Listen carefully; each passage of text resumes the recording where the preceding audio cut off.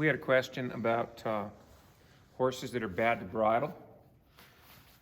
So the one lady, she was talking about maybe using a bitless bridle in it, which would be sort of like a side pull, I would think.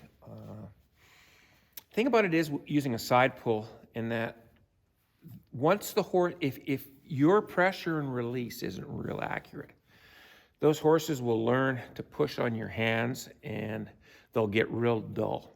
And when they get real dull, they'll figure out pretty quick that that constant feel that you're offering on your bitless bridle or side pull, or could even be a hackamore, is something that they don't really need to yield to. They can push to it. So a horse will learn that he doesn't need to listen to what you're asking. So it turns out to sort of be in a bluff. So like I suggested earlier, I would go back and I would get my horse better about being good in the bridle. Now, quite often what happens is a horse gets bad to bridle because how he's been handled when he's been bridled. The person maybe banged the bit against his mouth or just has really not done it in a manner that's comforting to the horse. So to go right back to start with, what I might do is I might take on, use a halter to where I can use my rope on my lead halter and set it up to be like the bit, to where, right from this point right here now, when I'm taking this bit out of his mouth, I'm shaped up here to allow him to open his mouth there. He drops it. I don't pull it out of his mouth. I just hate that when I see people pulling the bridle off their mouth and out of the horse's mouth and banging the teeth, and then they wonder why their horses aren't good to bridle. I can remember seeing a video years ago of this horse that just won a major cutting, and they had the horse back. Here's how you'd halter one too. They just had the horse back, and what they're going to do is they're going to take off the bridle and put a loping hackamore on it. And their intentions were good. So they're going to take the bit out of the horse's mouth and let that horse cool out with just a real soft hackamore and take the bit out of his mouth. And when they took the bit out of his mouth, they pulled it off his ears and banged it out of his mouth. You know, you couldn't have been more unhandy in how you took it out of his mouth. It wasn't pleasant to the horse at all. So when I'm going to halter this horse, I'm going to reach over top. I'm going to ask him to yield his head down. There we go. Tip his nose into the halter there. Reach across here with my right hand. Take my halter, run it through the eye. And make the halter fit, make it comfortable to him. And I'm going to take the strand here and run it behind the eye and pull it down through, so it should look like that. You always tie this knot below the eye, so through the eye and behind it, not above it. Okay? Now with this setup right here, as you can see, this horse is pretty good about dropping his head when I put my hand on him. How you get that is fairly simple. If I take a hold of my halter here and I'll hold it here, so if he gets sling in his head when I do this, he's not going to bang his head into my jaw. So safety first. So I take my left hand, I hold it here, I put my right hand right on his pole, and I just push down a little bit. As soon as he yields to it, I rub him and be soft. Push down. As soon as he yields to it, I rub it and be soft, okay? To start with, he might not be real good about that. So you just take your time. What you can do on one that's quite resistant is, instead of just having an open hand right here, and give him, you know, don't jump to the claw right away, but give him your open hand, kind of push down. As soon as he gives to you, release. If he's not getting off that feel, all you have to do is maybe take your fingers, make a little claw out of them and push down. See, this feels pretty good to him when you do that. Another thing about getting them good to bridle and everything is get them good about their ears. So if I still have my left hand here, so if he slings his head, he's not going to hit me. I take and I roll his ears. That feels pretty good. That might be also a part of the bad bridle. They might not be good about their ears. So when you're taking the bridle and you're sliding it over top of their ears, they don't like that. So what you would do is get them real good about there, and you want to get in and get out before he argues. So you might rub him like that and then come across his ears and be gone before he realized you were maybe even there. That might be a pretty good method, right? And then it would get to be where he could live with you having your hands there, okay? But it takes time. People say, well, that's fine and dandy, but I'm only 5'3" and my horse is 16 hands. And when he puts his head up in the air, then I can't reach him. Well, the answer to that is get him to where he can pick you up off the fence. We've got categories on how to do that to where if I'm up, if I'll just show you what I mean over here by this.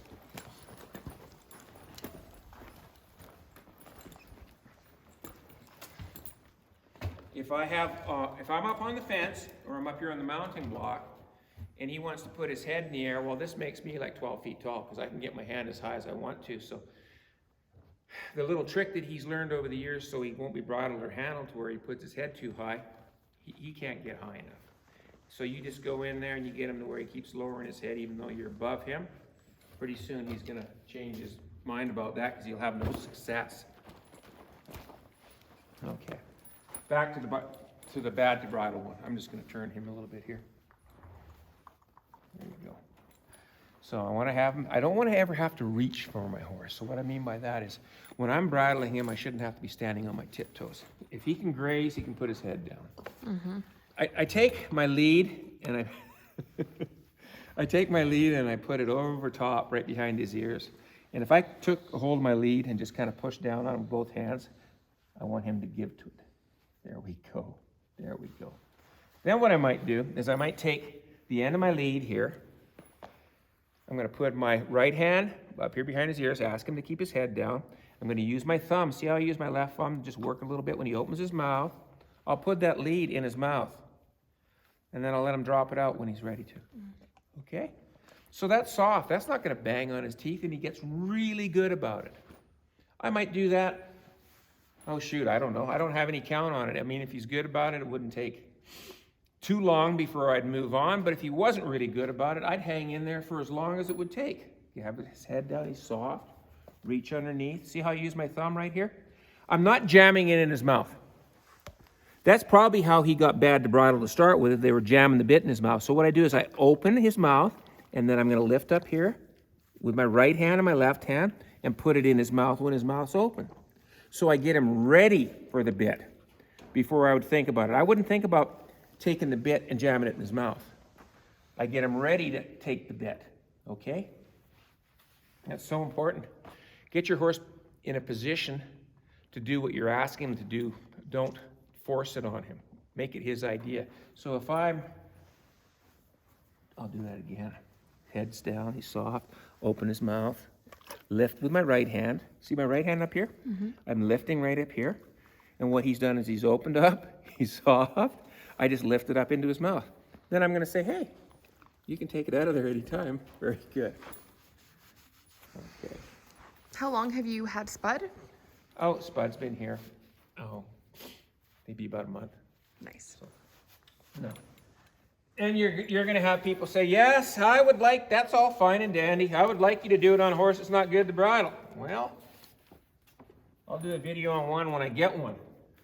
Because the ones that grew up around here, they never get bad to bridle. And once in a while we'll get one in that is bad to bridle. We'll do some video on it before we get them to this point where they're not good to bridle. How long do they last not being good to bridle with you? You know, it depends on the horse.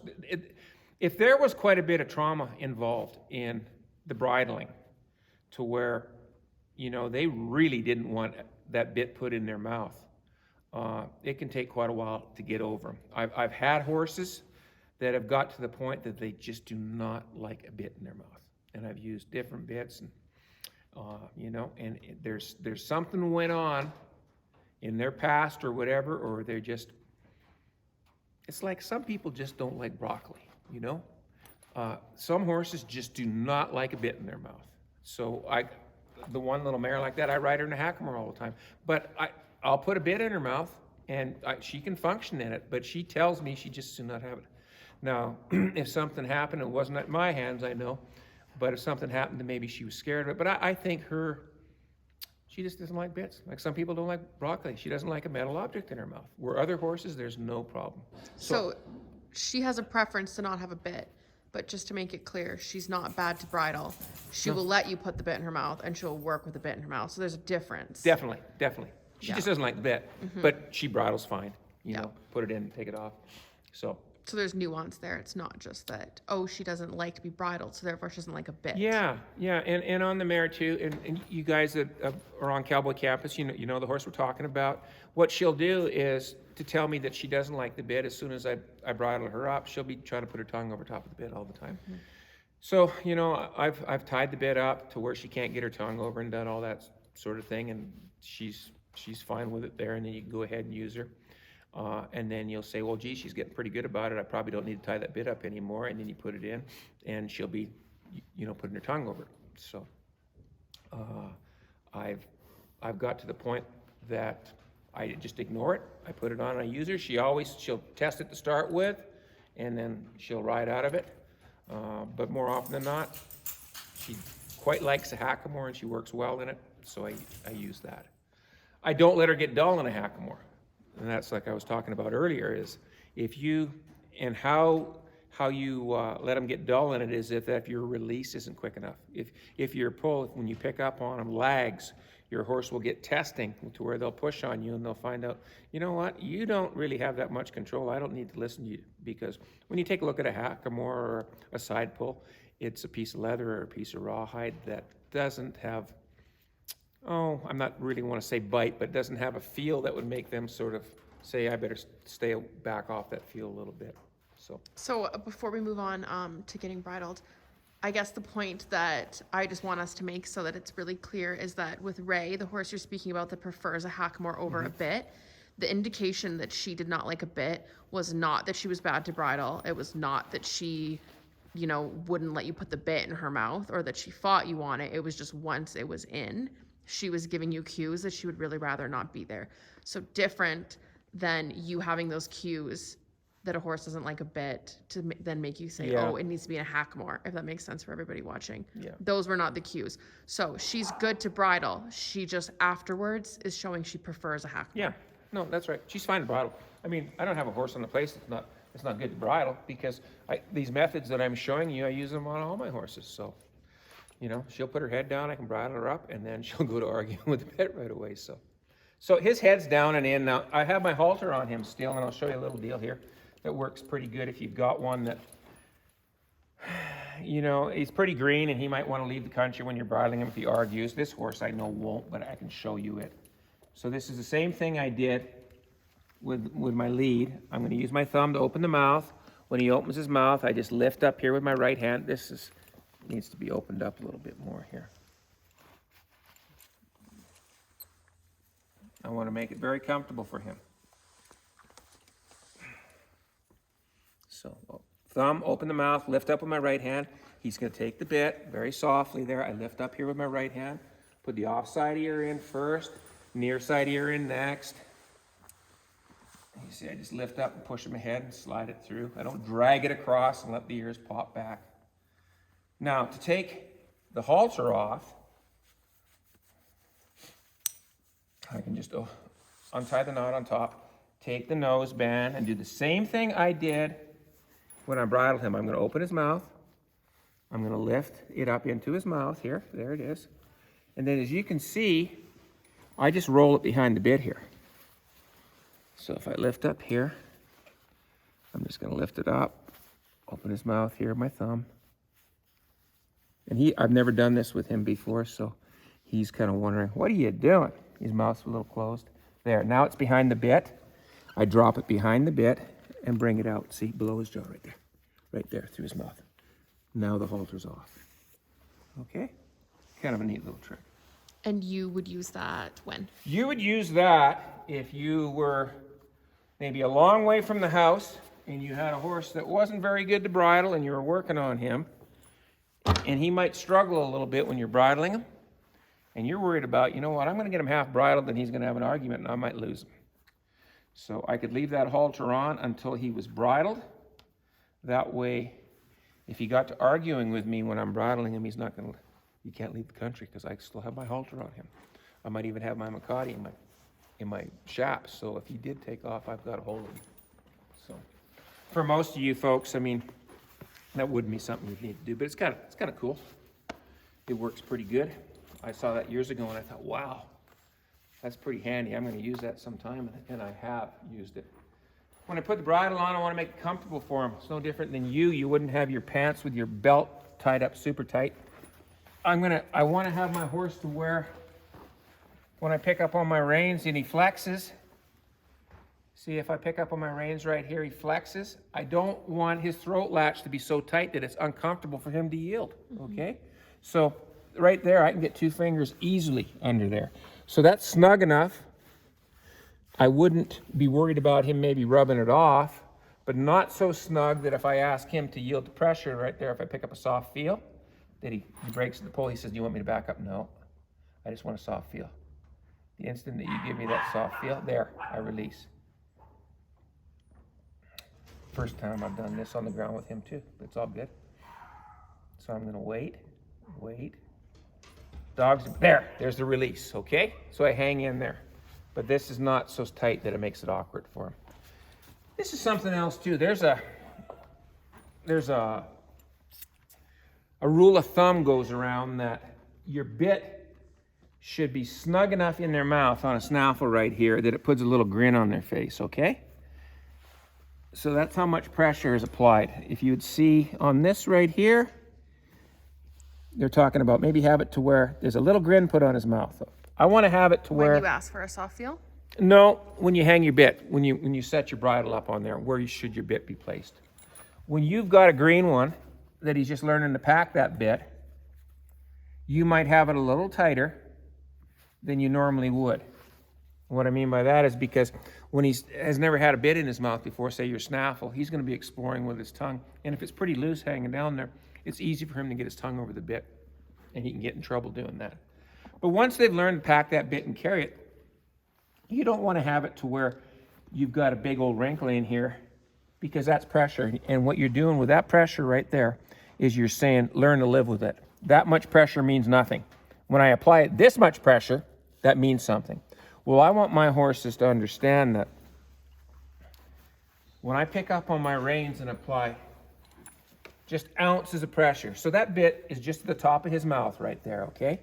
I pulled it down, you can see, it just goes to the top of his mouth. It's not pulled back.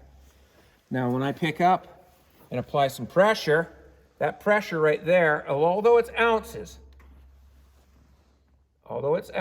it means something. It didn't happen by accident. I'm looking for him to break at the pull, soften and yield the jaw. There, that was just the slightest change right there. He gave it to me. Now I'll pick it up again. Just applying a little bit of pressure right there. Waiting. Just ounces. But you remember, your horse can feel a fly landing on his butt. You've got a metal object in his mouth. How much pressure should you need? When he's willing and looking to please you, ounces is all it is. There's a change I release. And you just build from there. So that goes back to, the suggest, ask, tell, the soft feel, everything. It's all the same. So if you were to bridle one, if you've got a horse that's bothered with the bit and you're talking about using a bridleless bit and everything, if you would go back and teach them in this manner, maybe start out with that rope halter with the lead, build to where you've got a nice fairly wide, when I say the circumference of the bit. The narrower the bit it is, the more bite it has to it, the more feel. This one here is, I'm not sure the size of it is, but it's a mild snaffle. A nice mild snaffle, and you could teach your horse to get confident in the bit, and your bitting troubles, your bridling troubles should go away if you're consistent in how you do it. Take the time to do it right, and build their confidence back.